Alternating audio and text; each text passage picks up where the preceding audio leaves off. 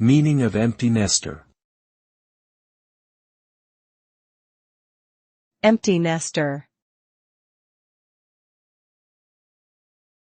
Empty nester.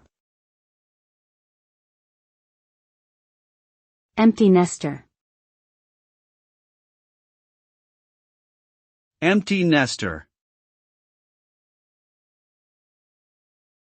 Empty nester refers to the stage in a person's life when their children have grown up and moved out of the family home, leaving the parents as empty nesters. This term is often used to describe the time period after the last child has left home, typically when the parents are middle-aged or older. As a result of becoming empty nesters, parents experience significant changes in their daily routines, household dynamics, and their emotional well-being. They may have increased freedom, disposable income, and more time to focus on personal interests, but may also experience feelings of loneliness, loss, and a sense of purposelessness.